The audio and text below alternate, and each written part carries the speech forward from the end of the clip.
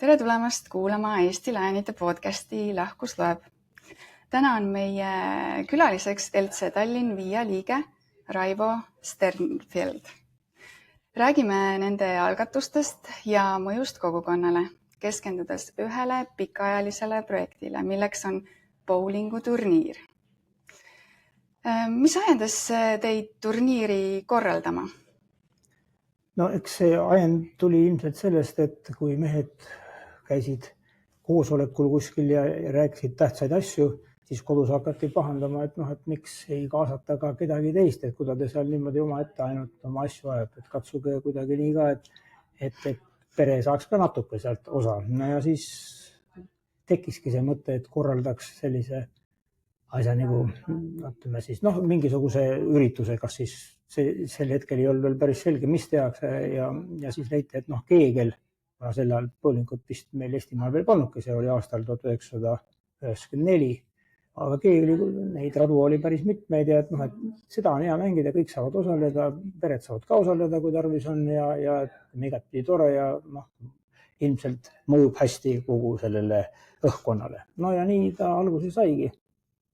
Esimesel korral osales ürikute põhjal 4 võistkonda, siis 2 klubist ja siis korraldajad juhtumisi võitsid selle turniiri ära. Et alguse aastatel seda ikkagi juhtus tihemini, et meie klubi siis ikkagi oli seal võidumees, aga eks sinna tuli järjest iga aastaga rohkem juurde neid osanikke ja siis oli ka neid, kellel oli ilmselt palju paremini käes see kuulide veeretamine kui meil. Ehk siis võib-olla viimasel ajal ei ole seda väga juhtunud, et me oleks seda turniiri võitnud. Aga ega see võitmine ei olegi tähtis. Tähtis on see, et inimesed tuleksid, mängiksid, tunneksid rõõmu ja see on selle juures kõige tähtsam. Et meie pool on see, et me saame seda organiseerida ja kõigil on tore. Ja te tähistate ka see aasta, eks ole, selline ümmargusem number?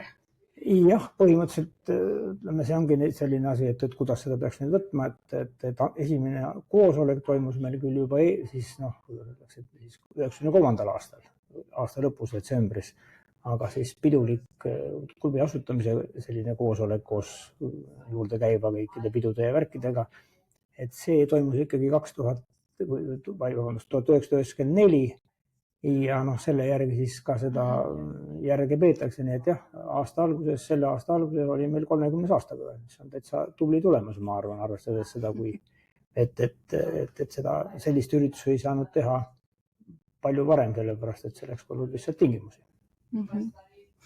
Ja kasvaski välja traditsiooniks, eks? Oli seda oodata või? Ei, see oli ikka selline, et proovime ja vaatame ja ega mina ei tea muud sellest, kui ütleme teiste jutu järgi, sest mul on ajalugu niimoodi napilt 20 aastat klubis, aga see kuidagi võttis ikkagi väga hästi tuule tiibadesse ja ta hakkas käima ja osalejad tuli ikka juurde ja siin parimatel aegadel oli 30, isegi 6 vist korra. Ehk siis bowlingusaal, kus me seda korraldasime, ega seal oli tegelikult 12 rada, mis tähendas 3 vahetust ja see oli ikka tõsine töö juba. Et hakkas niimoodi kaunis varakult sealt 5-6 peale juba ja läks kaunis hilise ajani välja, sellepärast, et lihtsalt ei jõudnud kiiremini. Kõik asjad võtavad siin aega. Suurepärane, kuidas üks idee kasvab traditsiooniks. Ilus kuulda. Aga räägime osalejatest, et kuidas on osalejate dünaamika aja jooksul muutunud?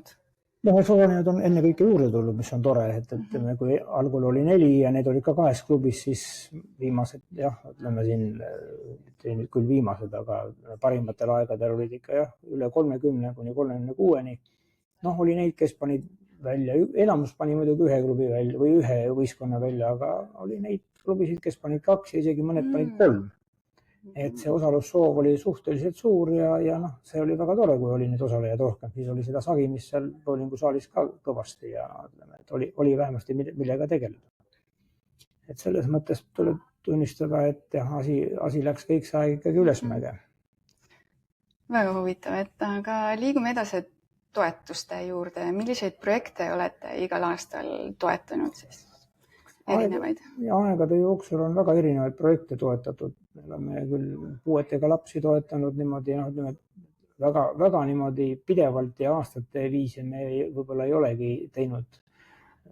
Aga need on olnud sellised ühekordsed või siis paarikordsed üritused, kus kui on tulnud keegi, ütleme siis välja sellega, et on selline koht või on sellised inimesed, kellel on vaja sellist abi ja neil seda parasjagu pole, siis me oleme üritanud seda ka anda, sellepärast et Tallinnas hakata nüüd otsima sellist, et meil on siin oma nagu kogukond, Tallinn ongi võib-olla üks suur kogukond, aga kui me liikmed on ju ka, üks on ühest linna otsast, teine teisest linna otsast, siis seda ei saa nagu väga lähedaseks ajada, et seetõttu meie toetused on läinud sinna, kus osatakse paremini võib-olla küsida.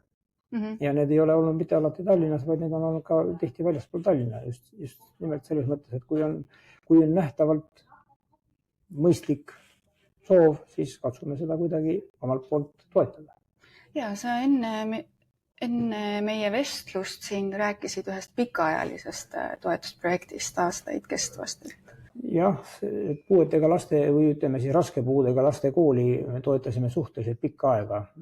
Et seal oli ka tundus, et sellega ei tahtnud keegi nagu väga tegeleda ja seal kool oli ja ruumid olid, aga nendel oli alati puudus kõigest sellest, mis nende laste eest hoolitsemiseks vaja oli. Ja eks me siis katsusime omalt poolt midagi sinna anda. Mitu aastat te toetasite? Ma arvan, et seda oli 6 aastat, ma arvan vähemalt, võib-olla isegi oli 7, ma nüüd kohe niimoodi ei oska öelda, et see toimus ikkagi nüüd, ütleme, viimase siis 15 aasta sees, et see oli vist, hakkas peale veel enne 2000, ma arvan, et see oli 2009 või 2010 vist juba olid esimesed ja see kestis kuni 2016-17 aastani, nii et siis leiti ikkagi sellele koolile ka toetust mujalt, nii et nendel, nagu öeldakse, see toetus võib-olla ei olnud enam nii asjakohane, kui sinnamaani oli. Nad olid väga tänulikud alati selle eest, ükskõik mida me siis katsusime nende heaks teha. Räägime nüüd Vormsi koolist, et miks just sellel aastal Vormsi kool selle? Vormsi kooli me tegelikult toetasime siin juba eelneval ja isegi natuke üle-eelneval aastal, sellepärast, et üks meie liige, nüüd kahjuks küll juba manalas, omas seal suvekodu ja ta oli seal väga aktiivne, saare asjade juures ka ja energiat oli tohutult ja ta jõudis kõikide asjadega tegeleda. Ja ta vaatas seda kooli asja seal ka, et see on nagu seal kohati on mõned asjad kohe kuidagi ei edene ja siis äkki me saame kuidagi õla alla panna ja see tundus selline asi, millest võiks sellele väikesele saarele olla selget kasu, et see, mida sealt siis oli vaja teha, me siis katsusime omalt poolt aidata, otsisime sinna veel vahendid siit ja sealt juurde, aga enamuses see kõik ikkagi sai tehtud meie enda klubi liikmete siis ütleme siis nagu öeldakse rahadega ja teistpidi ka see, mis me siis kogusime oma üritustelt kokku, et see sinna samuti läks. Nii et selles mõttes meil on nüüd seal 3. aasta ilmselt, kui hakata vaatama läheb. Ja praegu on plaan seal veel jätkata, sest et seal mõned asjad on pooleli ja nii on nad saanud. Ja lastele sai viidud sinna uiskusid ja suuski ja mida iganes sellist, mida on vaja koolil selleks, et kas õppetööd siis sellises kehalise kasvatuse valdkonnas ka läbi viia, et nendest oli ka suur puudus. Suhteliselt kallid asjad, maakohas neid nagu väga ilmselt ei ole. Ostma lähed, see maksab suhteliselt palju raha ja see tähendabki seda, et kui koolil ei ole, siis jääb suusatamata, võib ainult teooriat lugeda, kuidas lume peal peab suusatama ja vaadata telekas seda. Sellest nagu tundub natuke väheks jäävat. See on väga motiveeriv, et nagu sa ütlesid, et tundub, et seda toetust ja abi on ikka veel vaja, et siis jätkate seda. Ja vaja on, kindlasti on seda vaja, et ega mingid tsentraalsed süsteemid ei suuda kõike ju ära toetada ja teine asi on see, et tihti ei tehta selle peale ka väga suurt lärmi, mistõttu nad jäävad ka tähelepanuta ja kui siis keegi kõrvalt vaatab lihtsalt ja märkab, et seal on mingi puudus, et katsume seda leevendada, siis võiks ju tulla mõlemale poolele suhteliselt rõõmsa sündmusena. Ja liigume siit edasi, et räägime nüüd turniiris osalejate päritolust. Et millistest piirkondadest tulevad osalejad? No tänasel päeval või ütleme siis igal juhul nendel parimatel aegadel oli kogu üle Eesti tegelikult, et meil oli palju Tartust, Otepäält oli, Valgast oli, Pärnust oli. Ühesõnaga, siin see lääne ja lõuna ja põhjapoolne osa oli nagu paremini, et Ida-Virumaalt oli vähe, sealt olid üksikud käijad, kes aeg-ajalt olid niimoodi. Et sealt sellist, praegu mõtlen, ei olnudki vist sellist klubi, kes oleks käinud mitu aastat järjest. Aga sealt ikkagi aeg-ajalt tuldi ja käidi ka. Aga väga aktiivsed olid jah, seal lõuna poolt. Tartust olid väga aktiivsed käijad, kes tegid Paidest on seal väga kõvad käed selle bowlingu mängus ka peale kõige muu veel, et nemad olid alati kohal ja ütleme samamoodi Pärnust, et need on sellised kohad ja muidugi Tallinnast ja Tallinna ümbert, Keilad, Saued, värgid, kõik need linnad siin, nendest oli väga palju osalejaid.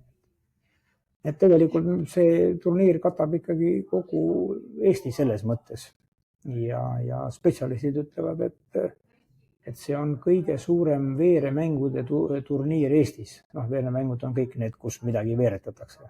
Et eraldi on selleks omaette kohe, ma saan aru, et on veeremängude liit ja siis nende siis, kuidas öeldakse, liikmete arvamus on see, et see on kõige suurem turniir, mis teeb meile rõõmu, et me oleme midagi suurt ära teinud. Vähemasti siis Eestimaa mastaabis. Ja läheb sama edukalt edasi. No eks see paistab. Tegelikult nüüd ütleme, tuli see katkestus sisse sellest, kui oli koroona, siis jäi ikkagi 2 turniiri vahele. Ja siis pärast seda selle asja uuesti, nagu öelda, see kokkukorjamine on olnud juba tükimaad keerulisem. Et siis see veenmine ja ütleme jälle selle entusiasmi sinna üles keerutamine, see on olnud suht oluliselt raskem kui enne seda. Aga mis teha, eks sellised asjad ikka mõjutavad samuti ja sellega peab arvestada.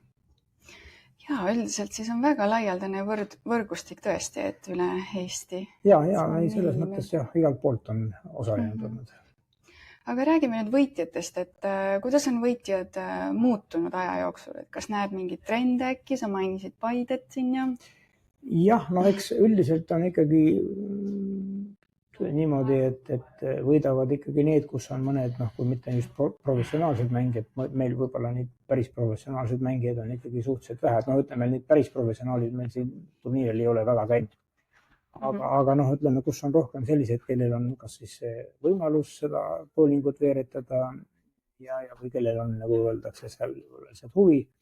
Et nendest klubidest muidugi ja nendest kohtadest on ka rohkem. Näiteks Otepääl on ju ka, seal on olemas bowlingu saal ja väike linn, mis ikka need inimesed teevad, lähevad siis õhtul bowlingut mängima ja sealt on täitsa tublisti tulnud. Vahest oli sealt isegi 2 võistkonda, nii et selles mõttes täitsa tubli tulemus. Aga jah, igalt poolt on tulnud ja see on tore selles mõttes, et... Ja, et konkurents on... Konkurents on selles mõttes, ütleme nii kui on, aga seal sisemiselt täitsa kõva. Alati käib kõva madin selleks, aga ma ütlen, et seal on see, ütleme need jah, kellel ikka on rohkem seda oskust või ütleme siis, või nad teevad mingit trenni kas või seal oma tarbeks, nendel on jah, neid võimalusi rohkem on. Aga liigume edasi püsitoetajate juurde, et ma kuulsin, et ise olete suured toetajad ja auhinna välja panijad, et kes on sellised järjepidavad ja püsivad? No, peab tunnistama, et selle turniiri toetajad on olnud küll valdavalt meie enda klubi liikmed, ehk siis need ettevõtlikud mehed, kellel on kas oma ettevõte või kes on, ütleme siis mõnes ettevõttes siis sellises positsioonis, et nendel on võimalik ka teatud, nagu öeldakse, toetusi kuskile anda ja eks siis neid auhindasid on tegelikult pandud siis välja vastavalt sellele. Et me ei ole nagu käinud kuskilt sponsorit otsimas sellele, et see ei ole nagu olnud eesmärk, et me oleme saanud selle asjaga enam-vähem ise hakkama. Ja see ei ole ka eesmärk üldse olnud, et see võib-olla oleks läinud natuke liiga laiaks isegi. Seetõttu oli parem, kui ta oligi tegelikult sellisel moel. Ja mõned teised klubid tõid oma auhindu kaasa, kes pani välja mingisuguse auhinna näiteks. noh, kui esimesele kaotajale nagu 4. näiteks ja nii edasi, nii et noh, et kõik need asjad on ju väga toredad. Kui ei loodagi midagi saada, siis selgub, et ennäe. Ka esimene kaotaja sai väikse väike üllatus jah. Ja me lõpuks me tegelikult tegime ka veel selle, et auhinna said esimesed seal kindlasti, siis keskmise tulemuse saavutaja ja kõige viimane said alati ka. Viimane sai ka midagi vähemalt, kas mõne piisaks asja selleks, et oleks motivatsiooni järgmisel aastal uuesti tulla ja katsuda juba eelviimaseks saada. See on väga leidlik, hea. See oli alati hea, et selles mõttes, et see tegi nalja kõigile natuke ja aga igal juhul on tore, et just nimelt see, et ei ole mitte see, et sa pead seal esikolmikus olema, et midagi saada või et sind kuidagi tähele pandaks, aga juhtub ka seda, et oled keskmise tulemusega, saad ka mingi raamatu või midagi ikka õnnestus sinna anda, et kulub ära. Väga võimas, üllatusauhinnad on alati. Need mõjuvad hästi. Jaa, positiivse mõjuga. Aga lühidalt äkki, millist tagasisidet olete saanud toetuse saajatelt siis?